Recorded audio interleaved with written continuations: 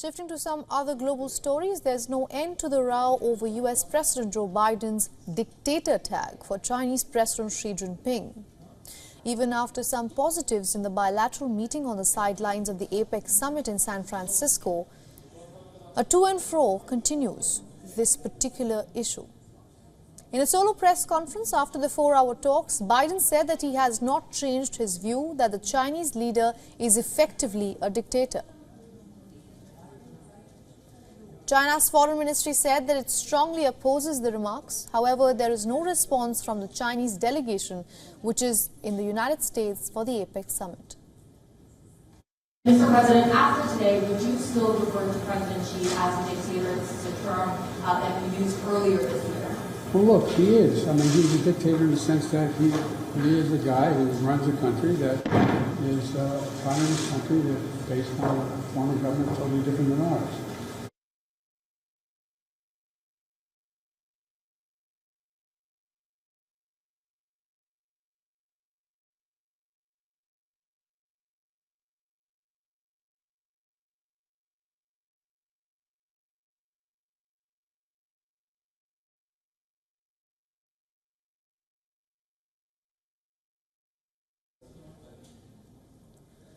At the meeting, the two leaders were on the same page on multiple issues. The two agreed to open a presidential hotline to resume communications between their militaries and to work together to tackle the opioid crisis in America.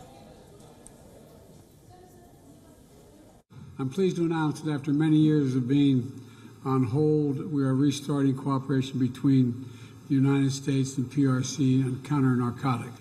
We're reassuming military-to-military contacts, direct contacts. As a lot of you press know who follow this, that's been cut off, and it's been very worrisome. That's how accidents happen, misunderstandings. So we're back to direct, open, clear, direct communications on a direct basis. There are also moves to revive military communications. China had suspended military communications after former House Speaker Nancy Pelosi's visit to Taiwan last year. United States and China's militaries have had a number of exchanges over the past year. Officials say that the two leaders also discussed the situation in Taiwan.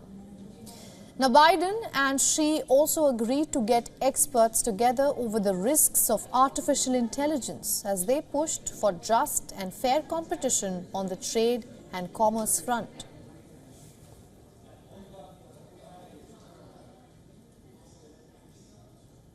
Meanwhile, a video of US Secretary of State Antony Blinken has also gone viral as he fixes his gaze on Joe Biden while seated next to him at their meeting with Xi.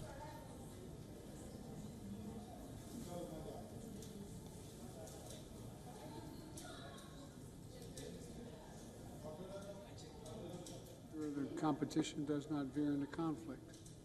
And we also have to manage it responsibly. President, we know each other for a long time. Our meetings have always been candid, straightforward. Now, for more on this, we are being joined by our correspondent Susan Teherani from New York. Susan, welcome to the broadcast. After this meeting between Xi Jinping and Joe Biden, do you think the two countries will be able to keep aside its rivalry and focus on coexisting? Well, the United States continues to say that China is a competitor, something that Xi Jinping absolutely does not want to acknowledge. He wants the United States out of the Middle East, out of the Indo-Pacific completely, and prefers not to compete with the United States. That being said, despite the pleasantries that we saw, which on the surface seemed like relations are on a good track, and despite the fact that there will be military-to-military communication, it's clear that the two sides are further than ever, at least ideologically. Both sides want a different kind of world order.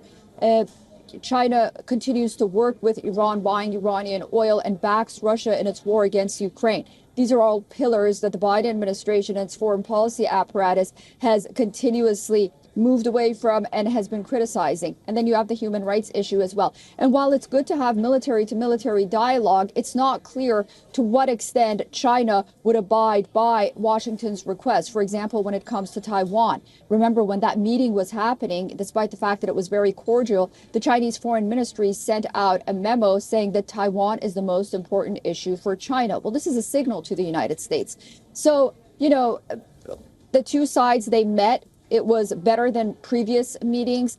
But ultimately, I think what Xi came to the United States to do in his delegation was to try to win back American and foreign investments and at least scale President Biden to see that more sanctions won't be imposed against his country. After all, they are facing an economic turmoil. Susan, if we could just read between the lines a little, there are two wars going on at the moment, one in West Asia, one between Russia and Ukraine. And China seems to be emerging, or could emerge rather, a peacemaker of sorts. For example, China is extremely close to Russia, and in the West Asia we have seen China kind of flagging and pushing for its mediator role. Do you think this could be one of the reasons Joe Biden is now finally sitting down with Xi Jinping, and, or in fact we could see these kind of meetings happening further?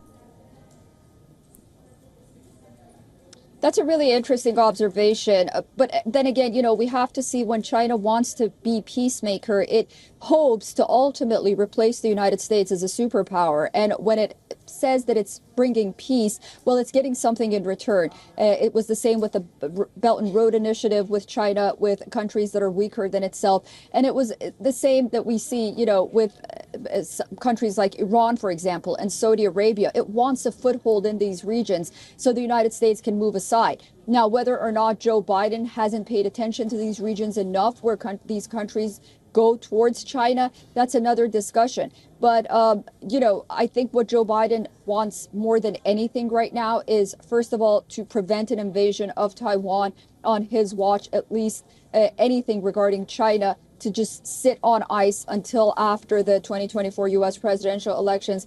And second of all, you know, the criticism that he's facing at home, that he's sort of turned his back on the Middle East and these Asia Pacific countries, notably when it comes to trade. It's trying to really move and work on a fine line to try to just take away as much control from China as possible. So, you know, they're competitors at the end of the day. All right, Susan, thank you so much for getting us all those updates from New York.